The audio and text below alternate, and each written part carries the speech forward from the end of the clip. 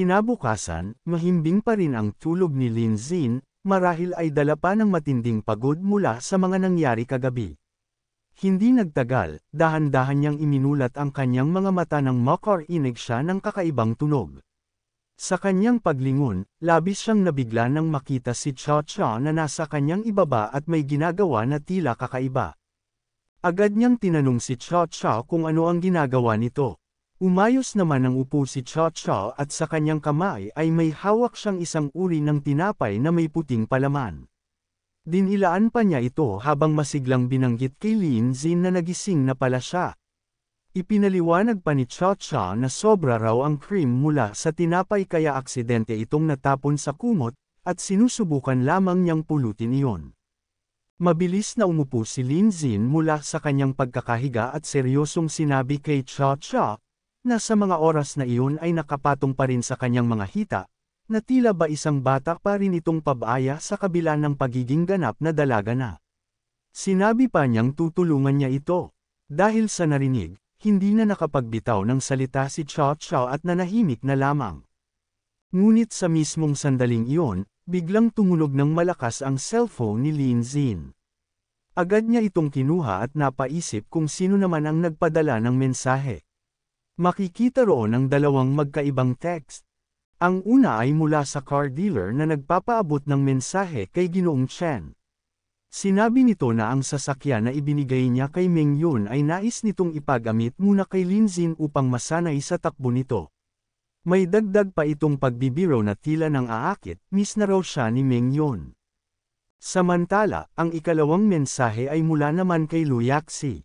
Ipinaabot nito na nais na niyang lumipat sa araw na iyon at dalhin ang lahat ng gamit mula sa inuupahan papunta sa bago nilang tirahan, at nagtanong kung maaari siyang tulungan ni Lin Xin.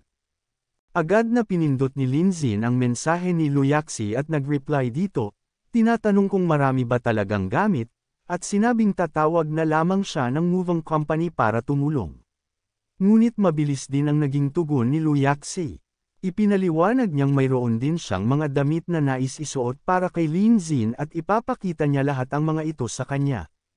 Kung may mga hindi magustuhan si Lin Xin, maaari na lamang nilang itapon ang mga iyon. Pagkabasa ni Lin Xin sa mensaheng iyon, napahinto siya at hindi agad nakasagot. Pumasok sa kanyang isipan ang mga larawan ni Lu Yaxi na nakasuot ng iba't ibang klase ng bikini, ipinapakita ang kanyang kaakit-akit na katawan. Dahil doon, napangiti na lamang si Lin Xin at nasabi sa kanyang sarili na sulit ang pagtulong sa paglilipat dahil doon. Kasabay nito, binuksan na rin niya ang isa pang mensahe at agad na nagpadala ng tugon na sakto lamang dahil kailangan niya ng sasakyan sa oras na iyon. Sinabi niya na ipapahatid niya ito sa Building 18 sa Nanting Village at pinaalalahanan pang siguraduhin na puno ang tangke ng gasolina. Matapos niyang may padala ang mensahe, natatawa niyang naisip na libre naman niyang nagagamit ang kotse, kaya bakit hindi? Kung kukuha pa siya ng truck para sa paglilipat, tiyak na magastos pa. Makalipas ang ilang sandali, sinamahan ni Cha Cha si Lin Xin palabas ng gusali. Doon ay agad nang nagpaalam si Lin Xin at sinabi kay Cha Cha na kailangan na niyang umalis. Masaya namang sumagot si Cha Cha at sinabing hahanapin niya ito pagkatapos ng kanyang shoot. Sabay pa siyang nagbigay ng isang mapang-akit na flying kiss kay Lin Xin. Habang pinagmamasdan niya ang papalayong binata, hindi mapigilan ni Cha Cha ang pamumulan ng kanyang mukha. Sa loob-loob niya, naisip niyang sa ganitong paraan, ang relasyon nila ni Lin Xin ay magiging matatag at hindi na kailanman masisira. Binulong pa niya sa sarili ang paghangang naramdaman dahil talaga raw napakahusay ni Lin Xin kagabi. Ilang sandali pa ang lumipas at nakarating na si Lin Xin sa apartment ni Lu Yaxi. Pagpasok niya sa kwarto nito, agad niyang tinanong kung iyon na ba ang lahat ng gamit na lilipat. Sagot naman ni Lu Yaxi na dalawa lang ang malita niya. Ngunit bago pa man sila makagalaw, biglang tumunog ang doorbell. Napatingin sila pareho at napatanong pa si Lu Yaxi kung sino kaya ang dumating. Mabilis niyang tinungo ang pinto at nang ito'y buksan, bumungad sa kanya ang kanyang ina, pati na rin ang tiyuhin at tita. Ngiti agad ang bati ng kanyang ina at sinabi nitong dumalaw sila upang makita siya. Halos mabigla si Luo Yaxi at agad na natanong kung bakit sila nandoon. Nang makita naman ng kanyang ina na may kasamang lalaki ang anak, hindi nito napigil ang itanong kung iyon na ba ang kanyang kasintahan. Doon lamang naunawaan ni Lin Xin na ang babaeng nasa harapan niya ay ang ina ni Luo Yaxi. Agad namang ipinakilala ni Luo Yaxi si Lin Xin sa kanyang ina. Ipinaliwanag niyang si Lin Xin iyon at ikinwento pa na hindi niya sinabi ang pagbisita dahil plano niyang lumipat ngayong araw. Magalang namang bumati si Lin Xin at nagsabi na naroon siya upang tulungan si Yaxi sa paglilipat. Ngunit hindi natuwa ang ina ni Luo Yaxi sa nakita. Sa loob-loob niya ay lalo pa siyang nagalit at nasabi na tama nga ang kanyang hinala. Ang kasintahan ng kanyang anak ay isang hampas lupa lamang na galing sa probinsya. Muling bumalik ang alaala ilang araw ang nakalipas, habang nasa bahay ng kanyang ina si Luo Yaxi. Nagkaroon sila ng mainit na pagtatalo. Mariin at galit na sinabi ni Luo Yaxi na hindi siya pupunta sa blind date dahil mayroon na siyang taong gusto. Nabigla naman ang ina at seryosong tinanong kung taga saan ang lalaking iyon. Imperial City ba, Magic City, o Monster City? Naiinis na umiling si Luo Yaxi at diretsyong sinabi na wala sa mga iyon, dahil galing ito sa Huajiang. Dahil sa narinig, malakas na napahampas sa mesa ang kanyang ina at tumayo pa ito. Galit na galit niyang ibinulalas na ang Huajiang ay isang mahirap na liblib na bayan malapit sa Yanjiang City. Itinanong pa nito kung nasisiraan na ba ng bait ang kanyang anak at paano nito nagustuhan ang isang hampas lupa. Ngunit buong tapang na ipinaglaban ni Luo Yaxi ang kanyang nararamdaman. Sinabi niya sa kanyang ina na ang kanyang gusto ay siya lamang ang may karapatang pumili. Sa mismong sandaling iyon, ipinahayag ng sistema na ang favorability ni Luo Yaxi ay umabot na sa 100. Ang ugnayan nila ni Lin Xin ay ganap nang nagbago. Mula ngayon, nakatali na si Luo Yaxi bilang tapat na taga-suporta ng host. Isasaalang-alang niya ang lahat mula sa pananaw ng host at gagawin ang lahat alang-alang dito. Ngunit lalong nagalit ang ina ni Luo Yaxi. Sinabihan niya ang kanyang anak na wala itong utang na loob, at pinaalala pa kung gaano kalaki ang ginastos niya para mapalaki at mapag-aral ito sa unibersidad. Ang tanging nais lang daw niya ay makapag-asawa ito ng mayaman upang magkaroon ng maginhawang buhay. Hindi na nakapagtimpi pa si Luo Yaxi. Tinalikuran niya ang ina at naglakad palayo habang mariing ipinahayag na hindi niya kailangan ng pangunawa nito. Ang mahalaga lamang sa kanya ay ang pag-ibig na nararamdaman niya kay Lin Xin. Buo niyang binigkas na sa buong buhay na ito, si Lin Xin lamang ang kanyang mamahalin. May pera man ito o wala, hindi siya pababayaan. Ngunit ang kanyang ina, ayon sa kanya, ay pera lamang ang nakikita at hindi ang tunay na pagmamahalan. Dahil doon, lalo pang nagalit ang kanyang ina at ibinulalas na alam niya kung gaano kaliit ang kayang kitain ng isang galing sa ika-4 na antas na liblib na lugar. Ngunit hindi na siya pinakinggan pa ni Luo Yaxi. Mariin niyang sinabi na mahal niya ang lahat tungkol kay Lin Xin, at kahit wala itong pera ngayon, patuloy niya pa rin itong mamahalin. Sa narinig, galit na ipinilit ng ina ni Luo Yaxi na makipaghiwalay ito kay Lin Xin. Itinanong pa nito kung hindi pa ba siya nadungisan ng lalaki. Pinilit siyang pigilan at tinawag pabalik, ngunit hindi na siya lumingon pa. At doon na natapos ang kanilang flashback. Bumalik sa kasalukuyan. Habang nakaupo silang lahat sa sopa, galit na muling nagsalita ang ina ni Luo Yaxi. Sinabi nitong kung siya nga ba ang kasintahan ni Zixi, hindi na niya palalawigan pa ang usapan, dapat na agad siyang lumayo sa kanyang anak. Sa narinig, agad na nilinaw ni Lin Xin na hindi siya kasintahan ni Luo Yaxi. Ngunit sa halip na hamupa, lalo pang nag-apoy sa galit ang ina. Itinuro pa niya si Lin Xin at malakas na ibinulalas kung ano ang pinagsasasabi nito. Tinawag pa si Luo Yaxi at itinanong kung ito ba ang nobyo na nahanap niya, ngunit hindi raw ito nagkaroon ng lakas ng loob na aminin. Sa sandaling iyon, mahigpit na kumapit si Luo Yaxi sa braso ni Lin Xin at kalmadong ipinaliwanag sa kanyang ina na kailan niya ba sinabi na nobyo niya si Lin Xin. Dagdag pa niya, sa totoo lang, pakiramdam niya ay hindi pa siya sapat para dito. At sa narinig ng kanyang ina, halos mabigla ito ng husto. Hindi siya makapaniwala na mismong anak niya ang nagsabi na hindi pa siya sapat para sa binatang kaharap niya. Dahil doon, hindi na nakapagtimpi pa ang ina ni Luo Yaxi. Agad niyang hinayla ang kanyang anak at galit na sinabi na nasisiraan na ba ito ng bait. Dahil sa mga katangian ni Yaxi, kahit nga isang pangkaraniwang anak ng mayamang pamilya ay hindi sapat para sa kanya, kaya paano pa siya mahuhulog sa isang hampas lupa. Mariin namang sinabihan ni Luo Yaxi ang kanyang ina na bitawan siya. Sa gitna ng tensyon, agad na sumingit ang tiyuhin ni Yaxi at sinabihan ang kanyang kapatid na huwag muna itong magalit, mas mabuti raw na malanawan muna sila. Ngunit mariin na tugon ng ina ni Yaxi na wala na raw dapat itanong pa. Gayunpaman, matapos siyang pakalmehin ng kanyang kapatid, tumayo ang tiyuhin ni Yaxi sa pagitan ni Lin Xin at ng ina nito.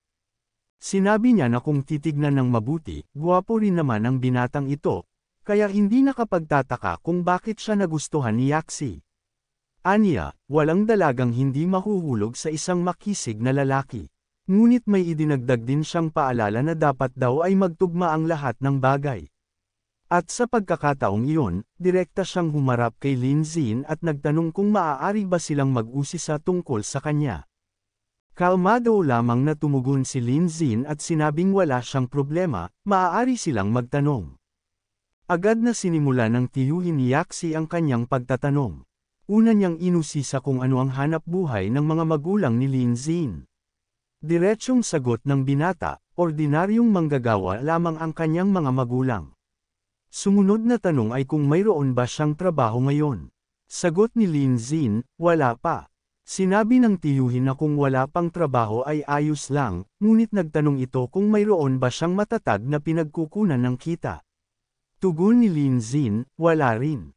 Sa narinig, muling nagtanong ang tiyuhin kung nakapaghanda na ba ng bahay at sasakyan ang mga magulang ni Lin Xin para sa kanya. Ngunit diretsyong sinabi ni Lin Xin na wala rin siya ng alinman doon. Sa mga nalaman, mayabang na humarap ang tiyuhin kay kapatid niyang ina ni Yaxi. May kumpiyansang ibinulalas na ang kasintahan ni Yaxi ay wala talagang maipagmamalaki. Wala itong kahit ano, parang apakan lang ng baboy. Dahil sa sinabi ng kapatid, nanginginig sa galit ang ina ni Yaxi. Agad namang sumabat ang tiyahin ni Yaxi at pinagsabihan ang kanyang asawa na tumigil na sa mga walang saysay na pananalita. Ngunit hindi na rin nakapagpigil ang ina ni Yaxi at malakas na isinigaw na tumigil na silang lahat. Galit na galit niyang hinarap si Lin Xin at mariing ibinulalas na dapat itong lumayo sa kanyang anak sa oras na iyon din, kung hindi ay puputulan niya ang allowance ng kanyang anak. Ngunit hindi natakot si Luo Yaxi. Buo niyang sinabi sa kanyang ina na imposible, dahil sobra na itong nagiging walang katwiran. Sagot naman ng ina, sinusubukan na raw ba siyang tuluyang sirain ng kanyang anak at gawin silang baliw. Sa nakikitang labis na galit ng ina, agad na lumapit ang tiyahin ni Yaxi upang pakalmehan ito. Sinabi niyang dapat maghinay-hinay at alalahanin na bata pa si Yaxi. Samantala, mariin namang humarap ang tiyuhin kay Yaxi at nagsabing huwag sana siyang magalit, ngunit kailangan niya itong sabihin. Ipinunto niya na ang pinsan nitong si Ruru, na 2 taon lamang ang tanda, ay mas mahinog at mas responsable na. Dahil sa mga salitang iyon, agad na lumapit ang tiyahin sa kanyang asawa at mariing sinabi na huwag na itong makialam sa bagay na iyon dahil usaping pampamilya iyon. Ngunit galit na inilayo ng tiyuhin ang sarili at mariing ibinulalas na kapag ang mga lalaki ang nag-uusap, dapat manahimik ang mga babae. Aniya, tinuturuan lamang niya ang kanyang pamangkin. Masaya pa nitong idinagdag na marahil ay hindi pa alam ni Yaxi ang tungkol sa kanyang anak. Ipinagmalaki niya na ang kasintahan ni Ruru ay kaisa-isang anak ni Ginoong Exi, ang may-ari ng Fishing Motorcycle Company. Ipinaalala niya na ilang beses lamang nagkita ang dalawang ngunit agad nang nakuha ni Ruru ang puso nito. Sa loob pa lamang ng 2 linggo, Nakapagpadala na raw ito ng maraming gamit sa bahay tulad ng refrigerator, air conditioner, at dishwasher. Sinabi pa niyang si Yaxi, tiyak na wala pang kahit anong bagay na naipapadala ang kanyang kasintahan. Sa mga narinig, hindi na nakatiis si Linzin. Itinaas niya ang isang daliri at mariin niyang sinabi na kung talagang ang naghahandog ng mga gamit, dapat ay isinama na rin ang washing machine at water heater para mas kumpleto at mas engrandi ang palabas. Seryoso ring nagsalita si Luo Yaxi. Ipinaliwanag niyang mayroon na silang lahat ng mga kagamitang iyon sa bahay kaya hindi na kailangang bumili pa ng bago. At higit sa lahat, ang mahalaga para sa kanya ay ang pagkatao ni Linzin. Hindi siya interesado kung mayaman ito o wala. Sa narinig, lalo lamang nag-apoy ang galit ng kanyang ina. Ngunit nakangiti lang na idinagdag ni Yaxi na malinaw na ngayon sa kanya ang dahilan ng pagdating ng kanyang ina, at iyon ay para pilitin siyang hiwalayan si Linzin. Habang ang kanyang tiyuhin naman ay naroon lamang upang magyabang. Dagdag pa niya na kung ganoon, baka balak na ring ipakita ang pinsan niyang si Ruru kasama ang nobyo nito. Sa sandaling iyon, bigla na lang tumunog ang cellphone ng tiyuhin ni Luo Yaxi. Agad niyang sinabi sa lahat na siguro si Ruru ang tumatawag at sinasabing pababa raw siya para sunduin, na ang barong-barong na inuupahan namin sa baryo ay talagang mahirap hanapin. Sabay nito ay sinagot na niya ang tawag at agad na nagsalita, nagtanong ng may pagkainis at pag-aalala, "Hey Ruru, nasaan ka? Marami ka bang baniling regalo kaya huli ka na? Malakas ka magsalita, hindi kita marinig ng maayos ni tatay." Sumagot naman ang taong nasa kabilang linya at sinabi ng malamig at panatag, "Ikaw ba ang ama ni Ruru? Nasa akin ang iyong anak. May 1 oras kayo para magdala ng 1,000,000 piso sa paanan ng bundok Yanning, o papatayin ko siya." Nang marinig iyon, biglang nangamba ang ina ni Luo Yaxi at ang kanyang tiyahin. Samantala, sina Linzin at Luo Yaxi ay hindi alam kung ano ba ang nangyayari. Galit na galit naman ang ama ni Ruru at pinagsabihan ang kausap sa telepono, "Ikaw ba, panloloko ba to? Huwag mo akong lokohin." Ngunit sa sandaling iyon, umiyak si Ruru sa kabilang linya at napakapaspas na sinabi, "Tatay, dali. Magdala kayo ng pera para iligtas ako." Dahil dyan, sobrang kinabahan ang lahat. Malinaw na hindi biro ang nag-uusap sa kanila sa telepono. Ngumiti ng masamang-masama ang lalaking nasa kabila at tanong niya, "Ngayon naniwala na ba kayo? Gusto niyo ba patunugan ko siyang sumigaw para makumpirma niyo?" Dahil sa takot at galit, hindi na napigilan ng ama ni Ruru na manirahan ng mura sa lalaki sa telepono.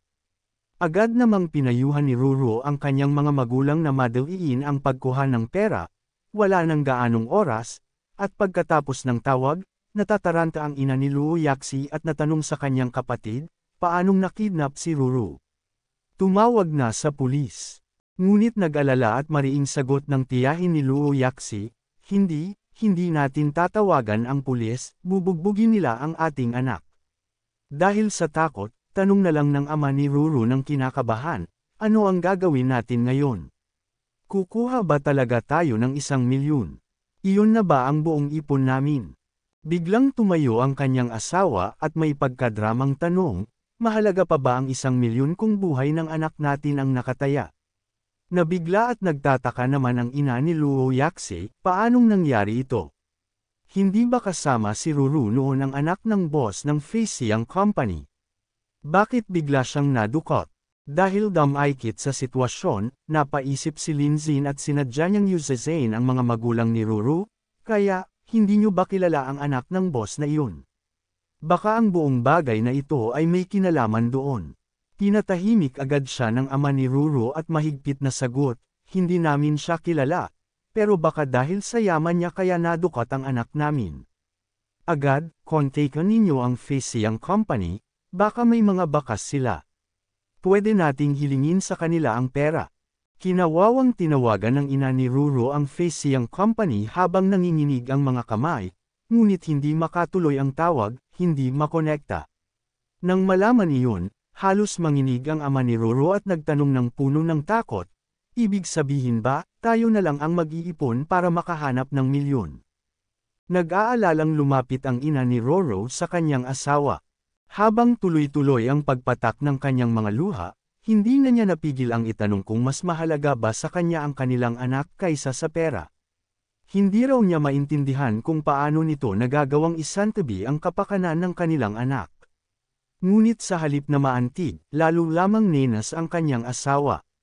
Sa loob-loob niya, kapag nailigtas nila ang kanilang anak, maaari itong ipakasal sa isang mayamang pamilya at mas lalo pang tumaas ang halaga. Sa sandaling iyon, napaisip si Linzin sa narinig. Naalala niya ang tawag sa telepono kanina at ang ingay ng ugong ng motorsiklo at hampas ng hangin sa paligid. Nagtataka siya kung anong klaseng kidnapper ang magtatago ng bihag sa isang lugar na bukas at dinaraanan ng mga motorsiklo. Isa pa, sa tono ng pananalita ni Roro, hindi ito mukhang taong dinukot o natatakot. Agad namang lumapit si Luo Yaxi at humingi ng paumanhin kay Linzin. Sinabi nitong labis siyang humihingi ng tawad sa nangyari at babawi na lang siya sa susunod. Pinayuhan pa niya si Linzin na bumalik na lamang muna at makakatulong na lang sa ibang araw.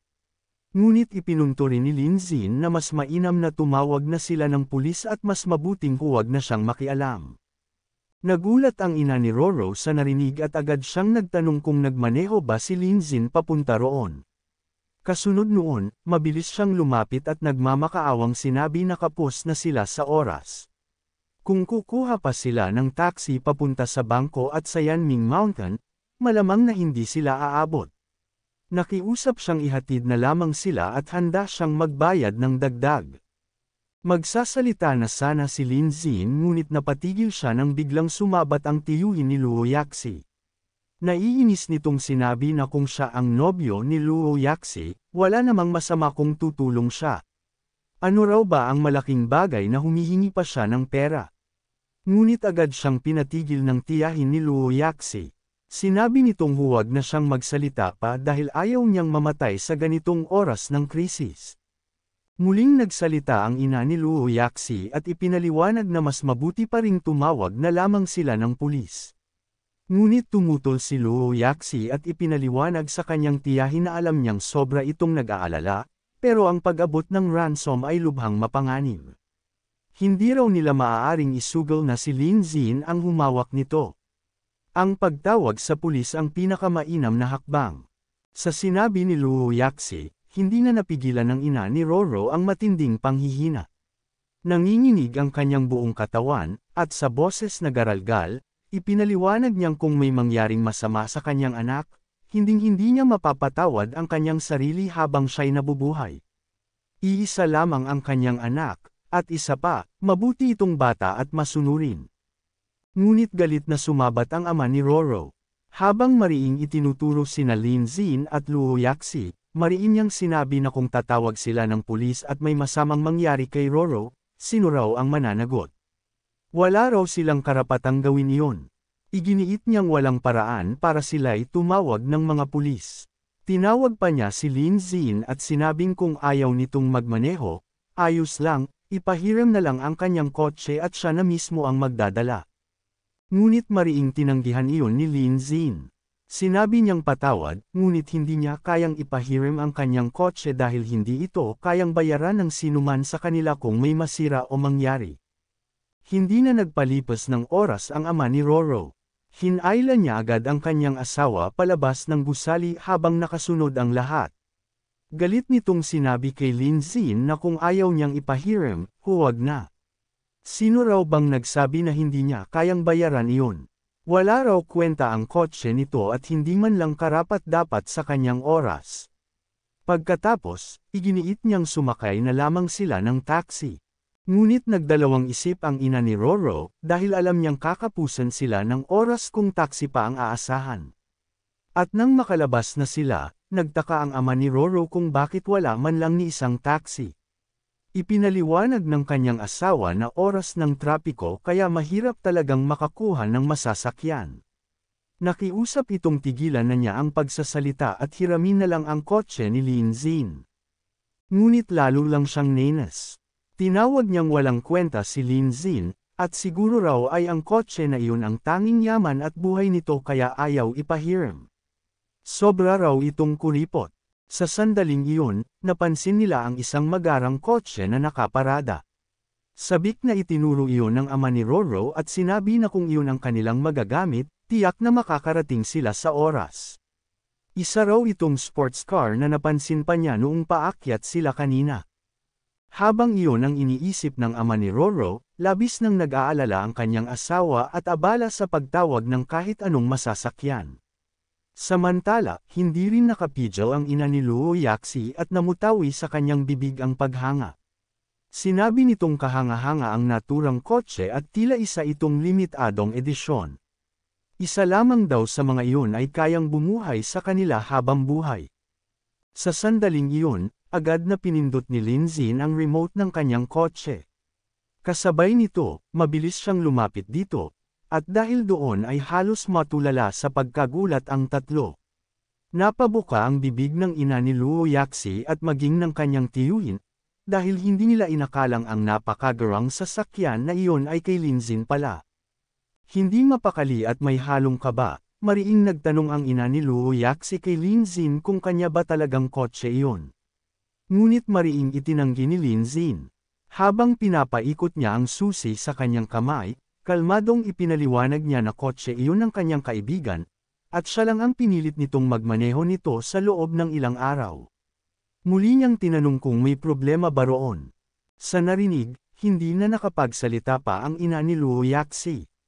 Pinagpapawisan na lamang siya habang iniisip na ang ganoong klase ng sasakyan ay siguradong nagkakahalaga ng 10-10 milyon. Sa isip-isip niya, anong klaseng kaibigan ang basta-basta na lang magpapahiram ng ganoong uri ng kayamanan? Mabilis siyang lumapit kay Luo Yaxi at pabulong na nagtanong sa kanyang anak kung ang nobyo ba niya ay galing sa isang mayamang pamilya. Ngunit naiinis na sagot ni Luo Yaxi na si Lin Xin ay napakababang loob at ayaw nitong ipagyabang ang kanyang tunay na katayuan. Lalong nataranta ang kanyang ina at biglang nagtanong kung saan ba lilipat ng tirahan si Luo Yaxi. Diretsyong sagot ni Luo Yaxi na sa Dragon Garden No. 1 sa Emperor's Elite sila titira. Sa narinig, halos mapatigil sa pagkilos ang kanyang ina. Nakabuka ang bibig nito sa matinding gulat at nasambit pa niyang iyon ay isang napakamahal na mansyon na nagkakahalaga ng 300 milyong yuan. Agad namang lumapit ang ama ni Roro kay Luo Yaxi at diretsyong sinabi na ang mga bahay sa lugar na iyon ay hindi naman inuupahan. Tinanong niya kung binili ba iyon para sa kanya ni Lin Xin. Ngunit palihim na ngumiti lamang si Luo Yaxi at binitawan ang tanong na, ano sa tingin mo? Sa nalaman ng dalawa, sobrang nabigla ang ina ni Luo Yaxi at ang kanyang tiyuhin. Napaisip silang sabay na ang isang taong may kakayahang bumili ng ganoong mansyon at magmaneho ng ganoong kotse, ay basta-basta lamang nilang trinato ng masama kanina. Pareho nilang nasabi sa kanilang sarili na tapos na sila, dahil habang mas mayaman ang isang tao, mas malaki ang posibilidad na magtanim ito ng galit. Kaya't nagmadali silang lumapit kay Lin Xin upang humingi ng tawad. Nagbago agad ang kanilang pag-uugali at mabilis silang nagpakumbaba. Ang ina ni Luo Yaxi ay mariing nagsumamo kay Lin Xin at sinabi na huwag itong magalit, tinawag pa niya itong young master. Ngunit kalmadong tumingin lamang si Lin Xin sa kanilang dalawa at nagtatakang tinanong kung bakit siya kailangang magalit at ano ba ang dapat ikagalit doon. Parang mga asong nakakita ng amo, halos magpatiuna ang dalawa sa paglapit kay Lin Xin. Hinawakan pa ng ama ni Roro ang kanyang braso at buong kabab ang loob na sinabi na marami silang nasabi kanina na hindi kanais-nais at humihingi sila ng tawad. Giit pa niya na wala silang masamang intensyon. Sambit naman ng ina ni Luo Yaxi na sila'y matanda na at wala ng malinaw na pag-iisip. Samantala, sa gilid, makikitang nanginginig na ang buong katawan ng ina ni Roro dahil sa matinding pag-aalala para sa kanyang anak. Hindi na niya kinaya at mabilis siyang lumapit kay Lin Xin. Agad siyang lumuhad sa harapan nito at buong pagmamakaawa na sinabi na ihatid na lamang sila ni Lin Xin. Handang-handa siyang magbayad ng kahit magkano, dahil hindi siya makakuha ng sasakyan gamit ang kanyang telepono. Nagmakaawa siyang huwag na silang mag-aksaya ng oras, dahil baka kung ano pa ang mangyari kay Roro. Ngunit hindi na niya natapos ang kanyang sinasabi, dahil agad siyang pinutol ni Lin Xin. Sinabi nitong siya na ang maghahatid.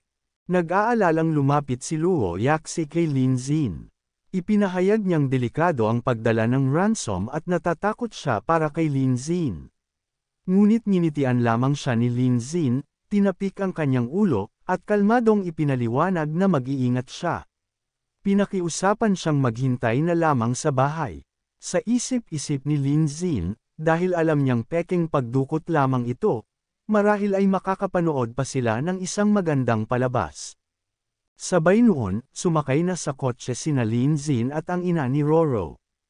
Habang nagsisimula ng humandar, pinaalalahanan niya itong mag-seatbelt dahil aalis na sila.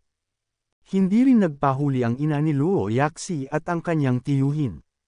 Agad silang lumapit kay Lin Xin at nagpasalamat.